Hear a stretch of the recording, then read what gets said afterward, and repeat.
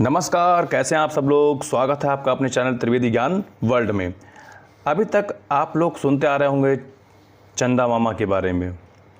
कौन है चंदा मामा, क्या है इनका परिचय, आज हम इन सब पर चर्चा करेंगे और हम आपको ले चलेंगे चंद्रमा के बिल्कुल करीब, जिनको हम अंग्रेजी में मून बोलते हैं। और ये पृथ्वी का एकमात्र नेचुरल सैटेलाइट है, यानी कि प्राकृतिक उपग्रह है। इसके बारे में आज हम विशेष चर्चा करेंगे। आप यहाँ पर वीडियो देख रहे हैं और इस वीडियो की शुरुआत करते हैं हम इस चित्र से।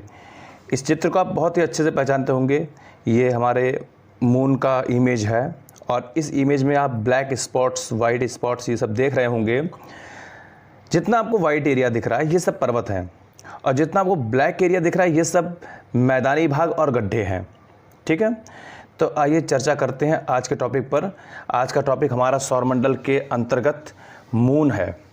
इससे पहले हमने आकाशीय पिंड और सूर्य, इन सब के बारे में, सूर्य जो कि पूरे सौरमंडल का राजा है, इन सब के बारे में हमने चर्चा की थी। और इसी चर्चा को आगे बढ़ाते हुए आज के हमारे टॉपिक में शामिल है मून, चंद्रमा। आइए शुरू करते हैं आज का वीडियो।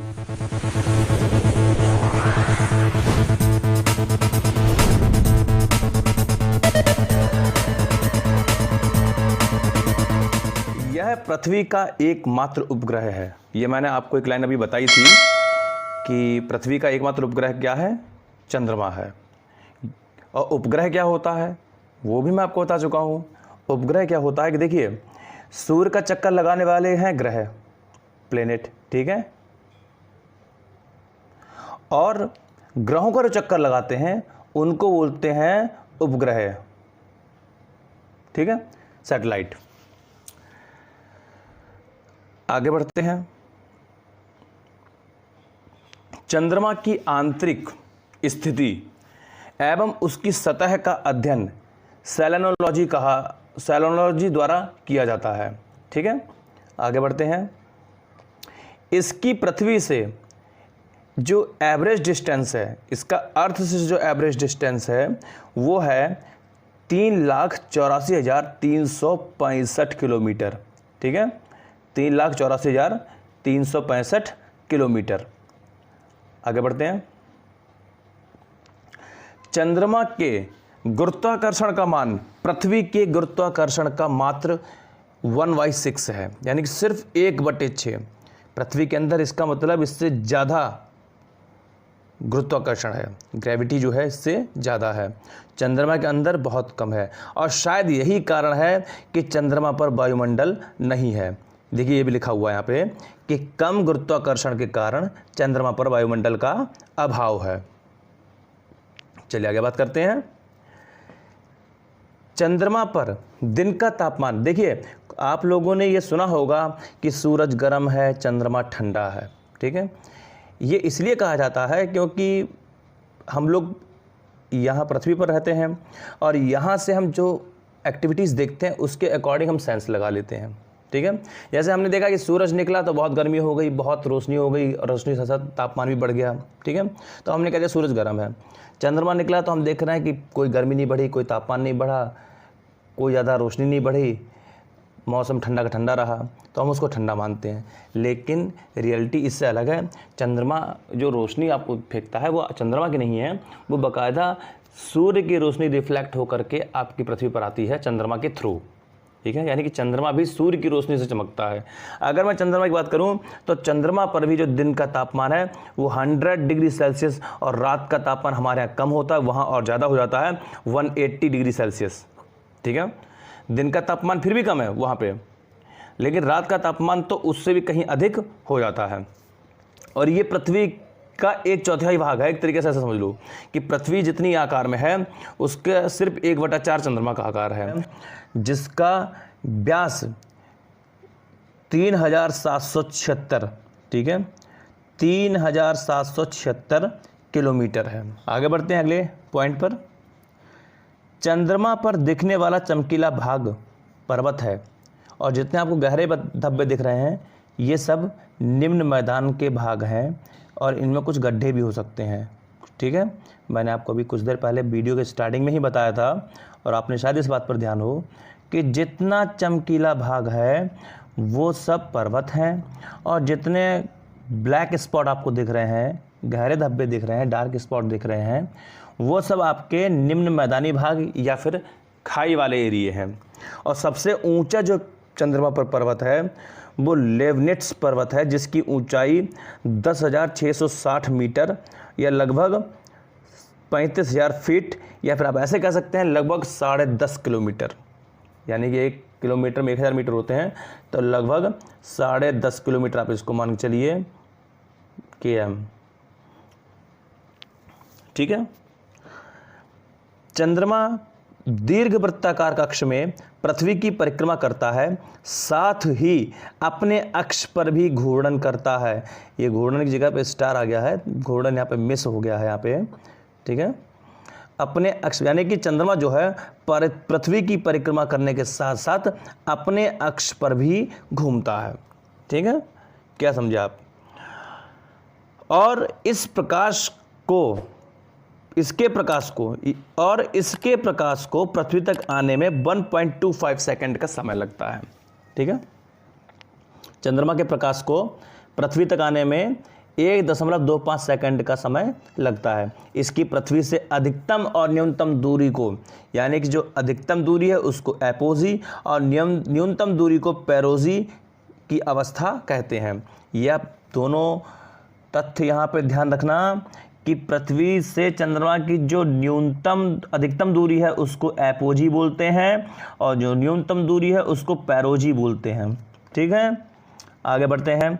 इसके परिक्रमण एवं घूर्णन की अवधि समान है, अतः हमें चंद्रमा को समान भाग सदैव दिखाई पड़ता है। चंद्रमा का सदैव जो एक समान भाग दिखाई पड़ता है, और इसकी अवधि जो होती है वो 27 दिन 7 घंटे 43 मिनट 27 दिन 7 घंटे 43 मिनट और 11.6 सेकेंड होती है। देखिए यहाँ पे लिखा हुआ है, फिर से मैं आपको पढ़ के सुना देता हूँ। इसके परिक्रमण एवं घूर्णन की अवधि समान होती है, यानी कि जितना समय ये पृथ्वी का एक चक्कर लगाने में लेता है, चंद्रमा जो है जितना समय पृथ्वी का एक चक्कर लगाने में लेता है उतना ही समय ये अपने अक्ष पर घूमने में लेता है। ठीक है, उतना ही समय। और ये समय क्या है? 27 दिन 7 घंटे 43 मिनट और 11.6 सेकेंड। चंद्रमा का मात्र 59% यानी 59% भाग ही आपको पृथ्वी से दिखता है, बाकी चंद्रमा का भाग पीछे रहता है। पृथ्वी के घूर्णन में लगा समय जब एक दिए हुए तारे के संदर्भ में पृथ्वी पुनः अपनी स्थिति में वापस आ जाती है तो इसे नक्षत्र दिवस यानी कि साइडेरियल डे कहते हैं। फिर से समझिएगा बात के लिए, पृथ्वी के घूर्णन में लगा समय, ठीक है, जब एक दिए हुए तारे के संदर्भ में, मान लीजिए पृथ्वी है, ये अपने अक्ष पे घूम रही है और मान लीजिए कहीं पर हमने एक तारा मान लिया, ठीक है, तो तारे के संदर्भ में पृथ्वी पुनः अपनी स्थिति में जब वापस आ जाती है, इसके संदर्भ में जब अपनी स्थिति में वापस आएगी पृथ्वी, ठीक है, तो इसे नक्षत्र दिवस यानी कि साइडेरियल डे बोलते हैं। आज आपको पता लग गया होगा कि व्हाट इज साइडेरियल डे। बात करते हैं हम अगले पॉइंट की तरफ, और आगे लिखा हुआ है, परंतु जब एक निश्चित मध्याह्न रेखा पर सूर्य उत्तरोत्तर 2 बार गुजरता है, ठीक है, तो उसमें लगा समय सौर दिवस कहलाता है। चंद्रमा के घूर्णन की गति काफ़ी कम है, अतः यहाँ दिन एवं रात की अवधि लंबी यानी कि 2 सप्ताह होती है। इस बात का विशेष ध्यान रखें, ये आपने पहले पढ़ा हो या ना पढ़ा हो, लेकिन अब हम आपको बता रहे हैं तो आप इसका विशेष ध्यान रखिएगा कि चंद्रमा के घूर्णन की गति काफ़ी कम है, ये तो आपने देख ही लिया है। अतः यहाँ दिन और रात ये कम से कम 2-2 हफ्ते के होते हैं। अगर 2 हफ्ते का दिन होगा तो 2 हफ्ते की रात होगी। जब एक महीने में 2 बार पूर्णमासी हो, जिसको हम पूर्णिमा बोलते हैं, जब चांद अपने पूरे आकार में दिखाई देता है, आप ऐसे समझिए जब एक ही महीने में 2 बार पूर्णिमा हो तो इस घटना को हम लोग ब्लू मून बोलते हैं, ब्लू मून कहते हैं। नेक्स्ट पॉइंट हमारा है, देखो भाई आपके लिए हम इतनी मेहनत कर रहे हैं तो आपका ये तो रहता है कि भैया आप जो है हमारे चैनल को लाइक करें, सब्सक्राइब करें और लोगों तक शेयर करें, वीडियो अच्छा लगे उसको लाइक कर दें, सब्सक्राइब कर दें, लोगों तक शेयर कर दें। इतना तो आप कर ही सकते हैं ना, जब मैं आपके लिए इतनी मेहनत कर रहा हूँ तो। और मैं आपके लिए कोई भी टॉपिक जो लेके आता हूँ तो गहराई में लेके आता हूँ। कुछ ऐसे भी उसमें पॉइंट्स होते हैं जो शायद आपने उससे पहले सुने नहीं होते हैं या देखे नहीं होते हैं, ठीक है। जैसे आज मैं चंद्रमा के बारे में जो बता रहा हूँ, तो बहुत से ऐसी आपको फैक्ट्स आपको दिखाई दिए होंगे जो आपने इससे पहले ना कभी देखे होंगे ना सुने होंगे।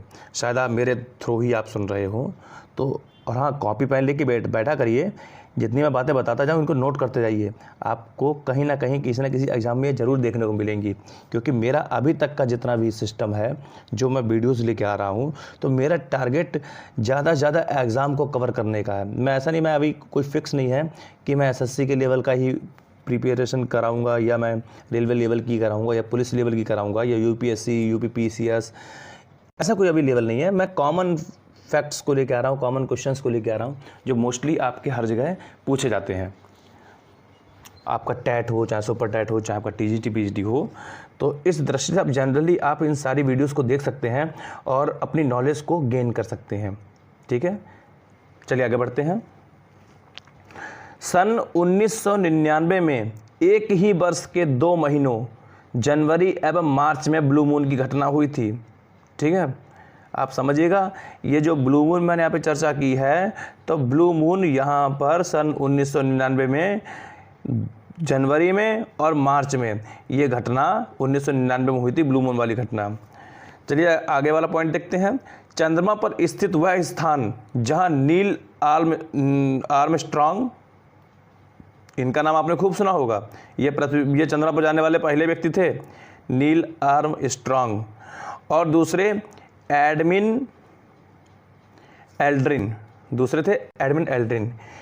इन्होंने 1969 में सर्वप्रथम कदम रखा और जहां कदम रखा था वह शांति का समुद्र कहला। आज आपने देखा होगा कि चंद्रमा के बारे में आपको कई रोचक तथ्यों की जानकारी मिली होगी जो आपने आज से पहले नहीं सुनी थी। जैसे आप लोग चंद्रमा को ठंडा मानते होंगे, लेकिन चंद्रमा ठंडा नहीं है, उसका टेम्परेचर तो पृथ्वी से भी ज़्यादा है वहाँ पर। और ये भी सिस्टम है कि दिन का अगर 100 डिग्री सेल्सियस है तो रात में 180 डिग्री सेल्सियस तक हो जाता है। तो ऐसी चीज़ों की जानकारी हम आपके सामने लाते रहें अच्छे तरीके से, अच्छे तथ्यों पर हम चर्चा करते रहें। इसी के साथ आज की हम वीडियो यहीं पर रोकते हैं। आज हमें आप इजाज़त दीजिए। नमस्कार, जय हिंद, जय भारत।